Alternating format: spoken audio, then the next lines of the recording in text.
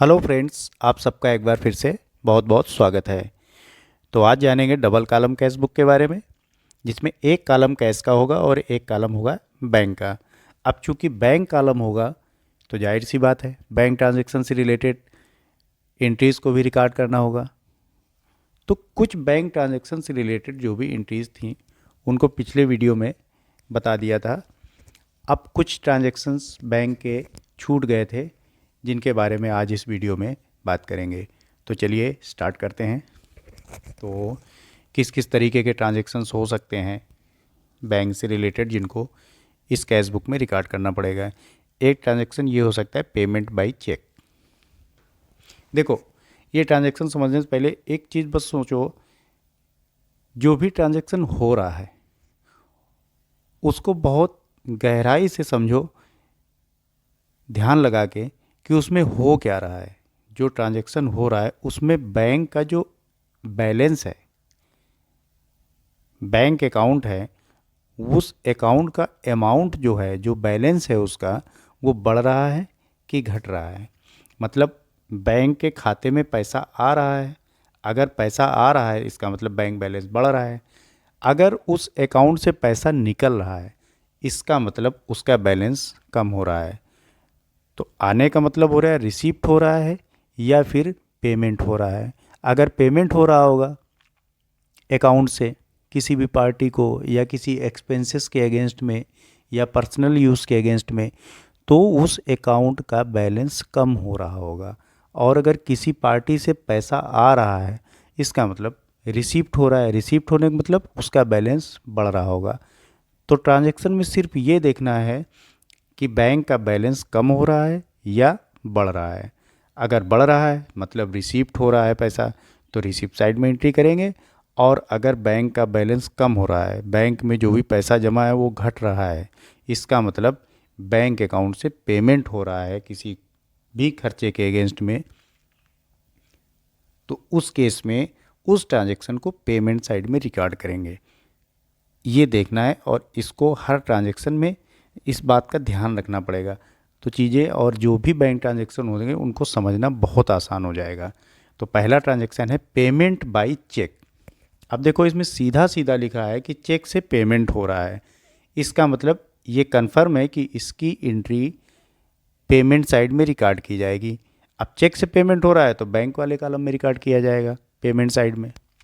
तो अगर किसी को चेक से पेमेंट किया जा रहा है, तो मान लो मिस्टर एक्स हैं, उनको चेक से पेमेंट किया जा रहा है किसी भी ट्रांजैक्शन के अगेंस्ट में, तो क्या करेंगे, पार्टिकुलर्स में मिस्टर एक्स का नाम डाल देंगे और यहाँ पर पेमेंट साइड में बैंक वाले कॉलम में उस अमाउंट को रिकॉर्ड कर देंगे।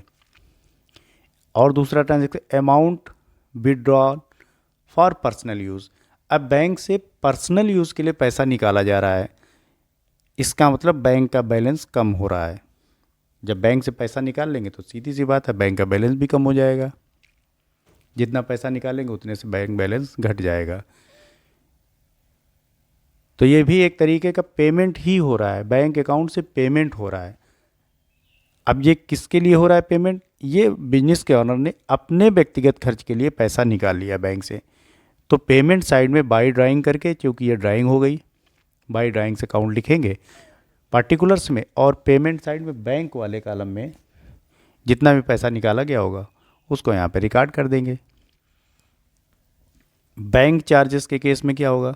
जब बैंक आपको नोटिफिकेशन दे देगा या आप अपनी पासबुक की एंट्री करा के आएंगे या बैंक स्टेटमेंट निकालेंगे, तो उसमें देखना बैंक चार्जेस भी लिखे रहते हैं।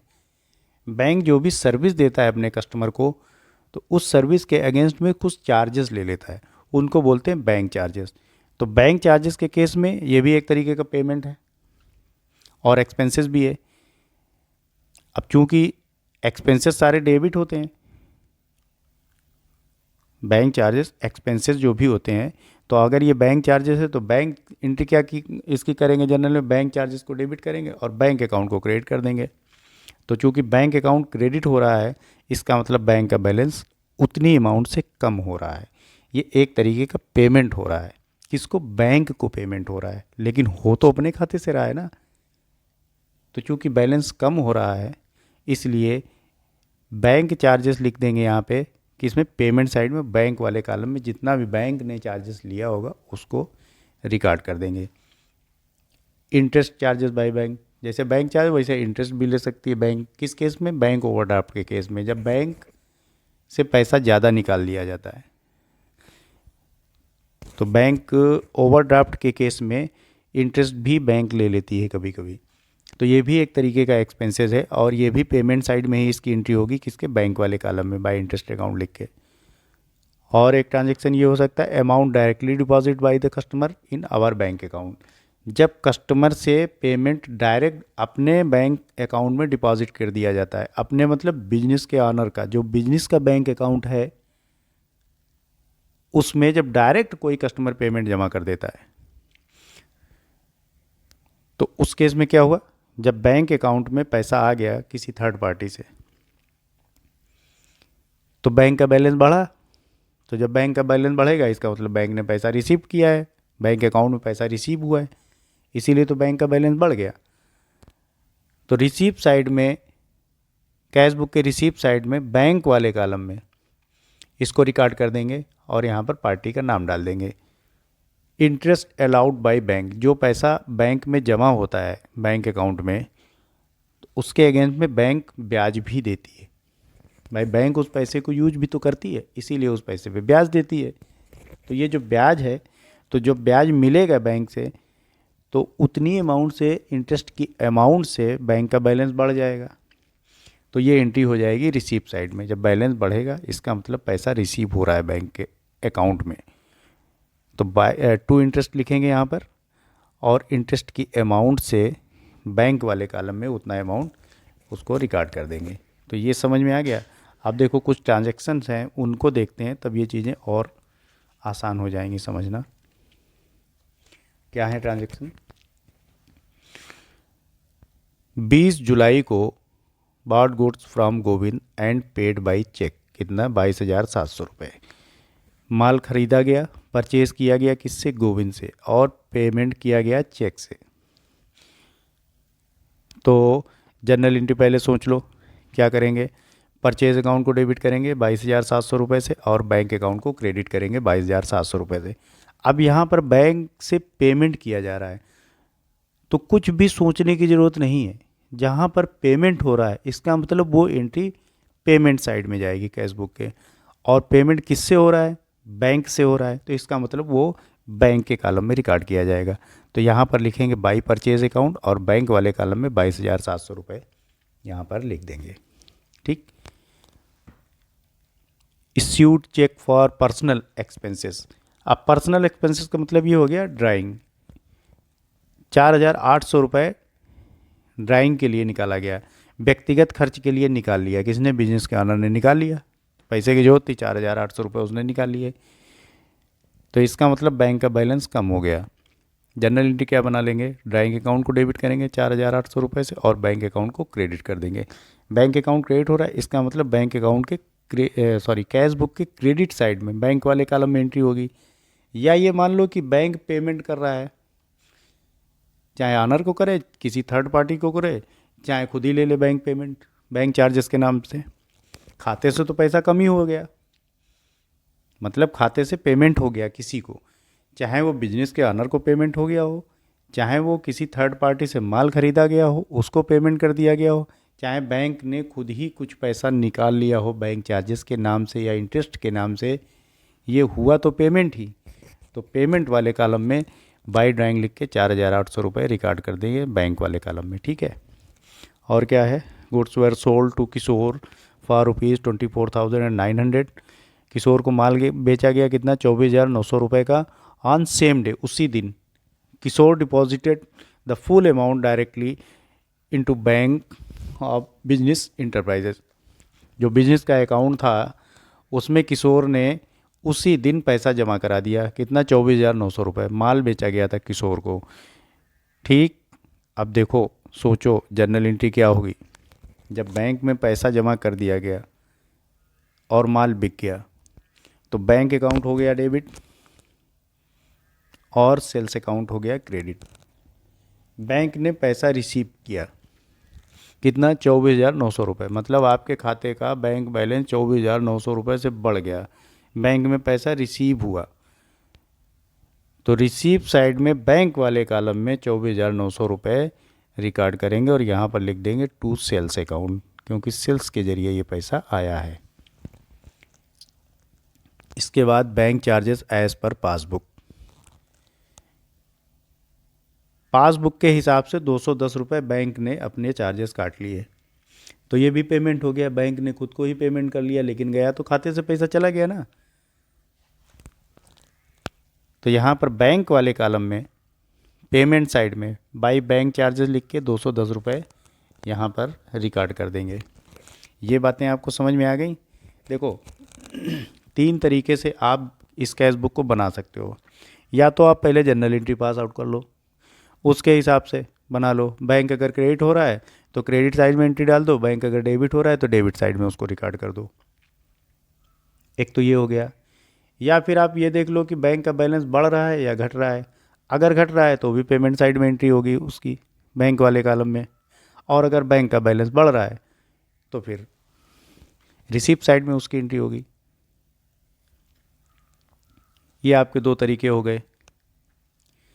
और तीसरा तरीका ये है कि जनरल एंट्री भी बना लो और आप पेमेंट हो रहा है या बैंक कम हो रहा है, घट रहा है, बढ़ रहा है, जो भी है सब कुछ ये प्रैक्टिस करने से ही आएगा बेटा। एक बार में कुछ नहीं होने वाला। लगातार जब आप अभ्यास करते जाएंगे, प्रैक्टिस करते जाएंगे, इन क्वेश्चंस को लगाएंगे, अपने मन से बुक उठाएंगे, वहाँ पे कुछ ट्रांजेक्शन लेंगे और एक कैश बुक बना के देखेंगे तो बहुत आसान हो जाएगा धीरे धीरे। तो इसलिए डरने की बात नहीं है, प्रैक्टिस करते जाओ और ये सारी चीज़ें धीरे धीरे धीरे धीरे आती जाएंगी। एक ट्रांजेक्शन और ले लेते हैं और उसके बाद फ्री कर देते हैं आप लोगों को, ज़्यादा बोर करना ठीक नहीं ना। देखो बैंक बैलेंस कैश बैलेंस है कितना, 27,000 रुपये। और कैश एट बैंक मतलब बैंक का बैलेंस है 58,600 रुपये। बैलेंस ऑफ कैश 27,000 रुपये। कैश एट बैंक, बैंक में जो पैसा है वो कितना है, 58,600 रुपये। ठीक है। तो रिसीप्ट साइड में यहाँ पर 2020 सितंबर 1 डेट डाल दो, टू बैलेंस BD लिख लो और कैश वाले कॉलम में 27,000 रुपये दिखा दो, बैंक वाले में 58,600 रुपये। देखो कैश हमेशा डेबिट होती, कैश का बैलेंस हमेशा डेबिट होता है, ये बिल्कुल नोट कर लो कहीं पे। कैश का बैलेंस हमेशा डेबिट होगा। बैंक का बैलेंस डेबिट भी हो सकता है, क्रेडिट भी हो सकता है। अगर बैंक के खाते में पैसा जमा है, बैंक अकाउंट में पैसा जमा है तो डेबिट बैलेंस। अगर आपने अपनी लिमिट से ज़्यादा पैसा निकाल लिया, जैसे आपके जमा तो थे 10,000, बैंक ने कहा आप हमारे अच्छे कस्टमर हो तो आपको हम लिमिट बना देते हैं कि आप 50,000 रुपये तक भी निकाल सकते हो, आपके खाते में पैसे हो चाहे ना हो। तो इसको बोलते हैं बैंक ओवरड्राफ्ट। तो जब आप ज़्यादा पैसे बैंक से ले लेंगे तो उस कंडीशन में बैंक अकाउंट क्रेडिट हो जाएगा। ठीक है, आगे समझेंगे, इस तरीके का क्वेश्चन आएगा अभी। तो फिलहाल यहाँ पर कैश में है 27,000 का बैलेंस और बैंक में है 58,600 रुपये का बैलेंस। 3 सितंबर को चेक रिसीव्ड फ्रॉम विवेक, 6500 रुपये का विवेक से चेक रिसीव हो रहा है और 6 तारीख को ये बैंक में डिपॉजिट हो रहा है। तो यहाँ पर क्या करेंगे, इस चेक को कैश की तरह माना जाएगा और 3 तारीख को जो कैश बुक में रिकॉर्ड करेंगे वो कैश वाले कॉलम में रिकॉर्ड करेंगे। किससे मिल रहा है चेक, ये रिसीव हो रहा है चेक किससे, विवेक से। तो यहाँ पर लिखेंगे टू विवेक और कैश बुक के रिसीव साइड में कैश वाले कॉलम में 6,500 रुपये रिकॉर्ड कर देंगे। अब ये 6 तारीख को जमा करा जा रहा है बैंक अकाउंट में, ये हो गई कंट्रा एंट्री। तो बैंक में जमा हो रहा है, इसका मतलब अब बैंक रिसीव कर रहा है। तो 6 तारीख को टू कैश लिखेंगे और बैंक वाले कॉलम में रिसीव साइड में 6,500 लिख देंगे और इधर 6 तारीख को ही बाई बैंक अकाउंट करके कैश वाले कॉलम में 6,000, क्योंकि कैश का पेमेंट हो रहा है तो कैश के कैश बुक के पेमेंट साइड में कैश वाले कॉलम में 6,500 लिखेंगे और कैश बुक के रिसीप्ट साइड में बैंक वाले कॉलम में 6,500 लिखेंगे। अब देखो ये एंट्री आपके बैंक वाले कॉलम में भी आ गई, कैश वाले कॉलम में भी आ गई, इसका मतलब ये हो गई कंट्रा एंट्री। सी लिख दो, आगे बढ़ो। 8 सितंबर को payment made to Yashwant by cheque. वाह, यशवंत को पेमेंट किया गया वो भी चेक से, तो कर दो पेमेंट, पेमेंट साइड में ही कर दो। अब चेक से पेमेंट किया गया है तो बैंक वाले कॉलम में इसकी एंट्री होगी।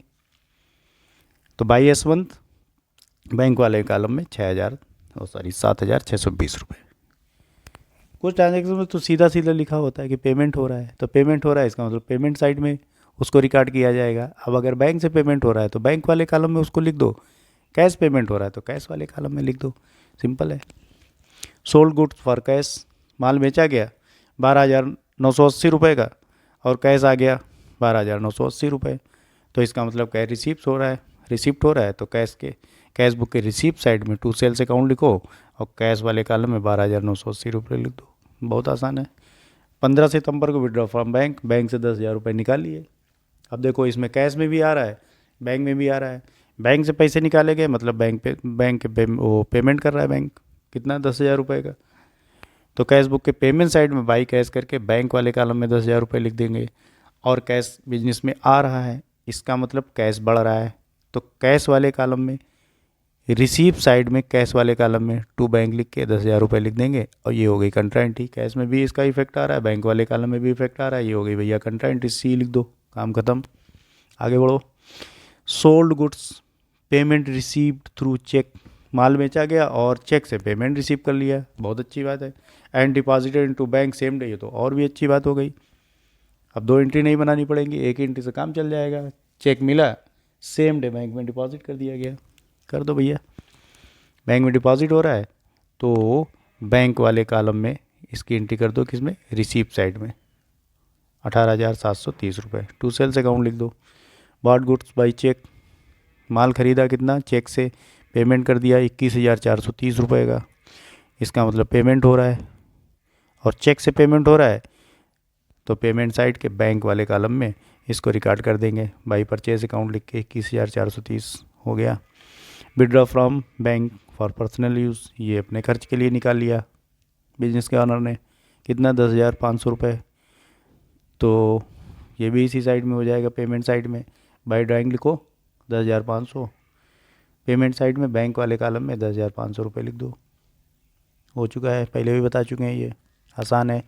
रेंट का पेमेंट किया गया किससे, चेक से, देखो पेमेंट हो रहा है, अगर चेक से पेमेंट हो रहा है तो बैंक वाले कॉलम में पेमेंट साइड में रिकॉर्ड करेंगे, और अगर कैश से पेमेंट हो रहा है तो पेमेंट साइड में कैश वाले कॉलम में रिकॉर्ड कर देंगे।